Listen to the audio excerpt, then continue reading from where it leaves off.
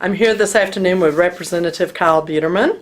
What's your district number? District 73. 73, which encompasses Fredericksburg So Gillespie County, Okay. Fredericksburg, main town, and then Kendall County, which is Bernie, Okay. and then Comal County, which, of course, New Braunfels is the largest town. All right, very good. Beautiful area. Gee, you've got the heart of the state right there. You know, I drive through the hill country. Now, it's an hour and a half from Fredericksburg to New Braunfels, which is the largest population area. And I just drive through it and I just say, how blessed I am. Yeah. I am just so blessed. An Yeah. amazing district, and of course, God's so good. It's just beautiful. Absolutely.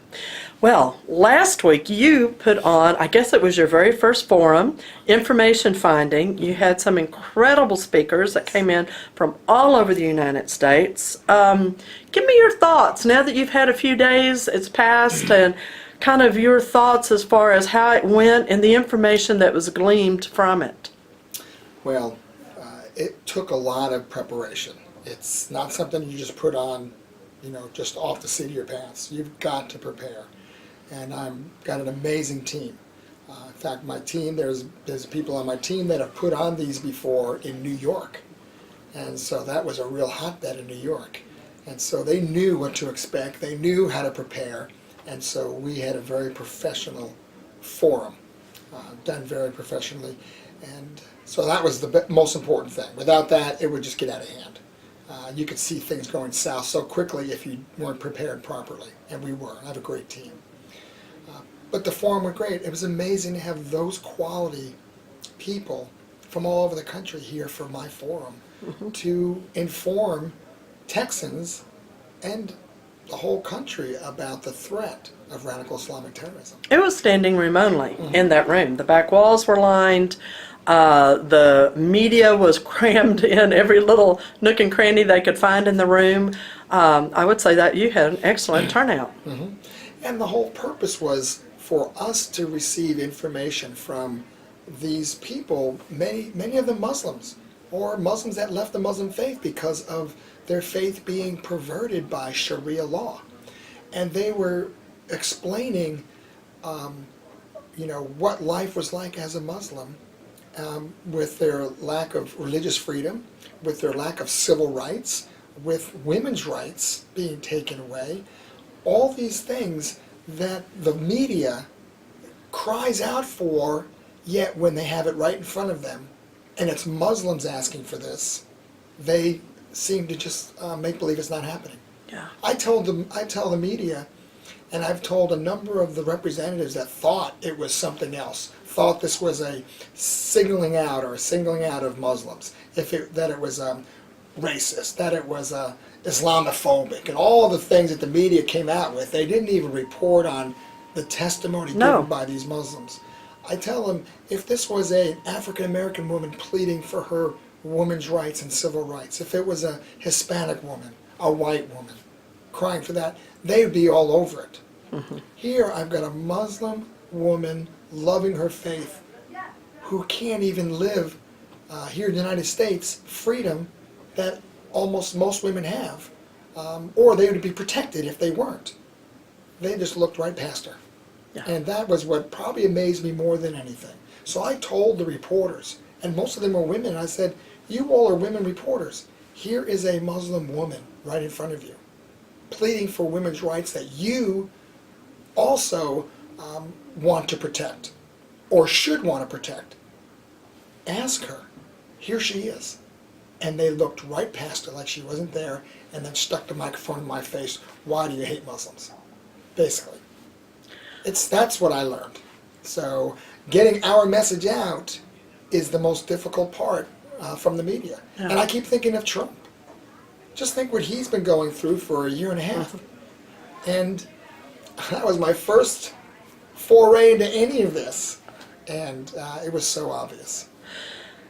My recollection of the forum was not that it was anti-Muslim at all, but just like Mayor Beth Van Dyne spoke about, it was the constitutional rights of people in Texas, Texans, constituents who are denied their rights if they are living under Sharia law, which denies the rights that, as you were saying, the women have fought for years in different things. Well, and again, what I learned so much was that Sharia is the political side. It's not the religious side. And that's why we believe in religious freedom. That's why I agree with Speaker Strauss that we should not discriminate based on religion or on race or on gender. And that was his quote from the New York Times in the paragraph talking about my forum. And I agree 100%. So where is the speaker on these rights for these Muslim women? The problem is Sharia. The problem is CARE, the Council on American Islamic Relations. They don't give women a chance to really speak. They have their propaganda so tight and so well versed that if you ask them a question, they have the whole answer already for you, and they don't let women speak. And the women they do let speak are the ones that they already have planted with the information. Here I had women speaking freely, and yet no, they don't even want to hear it. That's what I learned. You had additional people sitting up on the dais with you, many representatives, and as well as some senators that had come into the forum. Have you spoken with them since, and what kind of feedback did they have about what was presented to them? Well, a lot of people were just shocked and amazed that the forum went so well, and the professionalism of the forum, and the speakers that came. So the ones that were there, and of course they asked great questions, and they were just so grateful to be part of it. And amazed that a freshman, only been here for 2 weeks, put this kind of a forum on with a topic that most people are afraid to even touch. Mm-hmm. So I got great response. So even today, I went and knocked, because it was Thursday and everyone was gone for the weekend. So today's the first day a lot of the members are back. So as I was coming into the Capitol this morning, I met with a number of the Democratic members that I know, and I asked them about the forum, what they heard about it, and then I told them the truth, and they said, well, could you get us some information? Because we didn't get any information on the forum. We just heard what the media had to say. And so I went to about 20 offices this morning, a lot of the Democrat offices, and a lot of the Republicans that were not at the forum, and the ones that were heads of committees, and the ones that were influential in border security and homeland security. I went to their offices to give them the information on this is what the forum was about, this is who the speakers were, and to let them know that it was a very, very successful forum. What were some of the key points that you recall from Thursday, from the forum? Again, one of the big points, again, was the separation of religion and politics. Sharia law not being religion, Sharia is law, and that's the political side.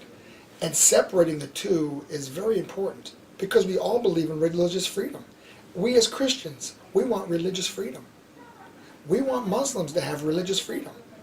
But that also means if you want to leave the Muslim faith, you should not be persecuted. If you leave the Baptist church or the Christian faith, you should not be persecuted. But you are in the Muslim faith. And just to hear those things, it's hard for Americans that have lived in freedom, even though our freedoms have been deteriorating for years. We've lived under so many freedoms and the value of life and human rights in America. It's hard to think that somebody's not getting those rights. It's hard to believe that Sharia law would be that detrimental to people's lives. And so even when I talk to these representatives that were not there, they still, oh, I don't believe it's true. Oh, that's not happening. Oh, that can't be. They actually say that. And then I say, well, what do you read in the papers every week? What do you hear all over the country, all over the world? What's in the news? And why does the FBI cut relations with groups like CARE, who have ties to the Muslim Brotherhood and Hamas? And they don't even fathom that. They can't imagine that's happening in the United States. Sad. Yeah. Have you heard from After the event, have any members of CARE or Muslims in general that were in attendance, have any of them approached you and to discuss the issue further? Not at all. I haven't spoken to one, and no one's tried to contact me. I've gotten a lot of hate mail, of course, and a lot of ugly things. But I even spoke with a number of the Democrats who were going to be, they were in a press conference right above us the same time, with CARE. And then are going to be speaking for CARE and with CARE tomorrow on the steps of the Capitol for Muslim Day, sponsored by CARE. They're going to be there. And so they asked me about that same question. Have I spoken to them? I said, I've invited them to my forum. Yes. We called, invited. We put a survey out to ask them for their responses so that I could give those responses to the legislature. But they don't want to talk to me. They just want to talk about me in the media, because that's where they've got freedom. They can say whatever they want, and of course they're the voice that's heard. And then you just watch what's happening with Trump right now with executive orders. It's not a Muslim ban, but again, that is the words that CARE and these groups will put out, and then the American public, a lot of them believe it. Mm-hmm. It's not a Muslim ban, not at all. So at this point, you've had your forum, you've got the information. What are your plans to move forward with what you've learned, and do you have certain legislation that's planned in regards to?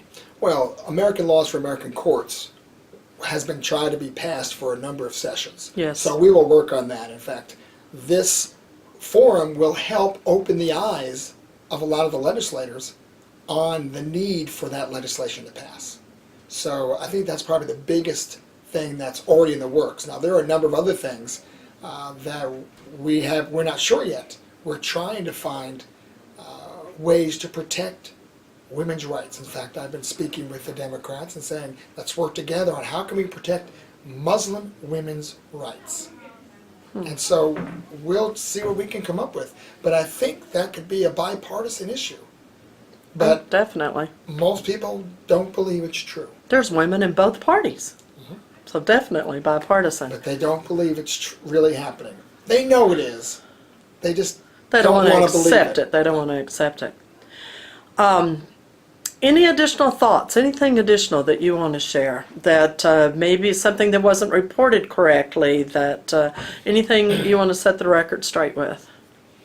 I believe what we did, and again, having our press releases, having our information, our responses prepared, because we didn't just make this up, so we know what it is. I feel that if anybody would have reported on the forum, I wouldn't have changed anything. It went very smooth. I'm very grateful. Obviously, the only thing I wish is that they would have reported. Those are the only things I really would wish. And those reporters that came up to me at that big press conference afterwards, they had a great opportunity to further women's rights and civil rights, and to make known that this is not against the Muslim religion or religion at all. It's against Sharia law, the political perversion of Sharia on the Muslim people.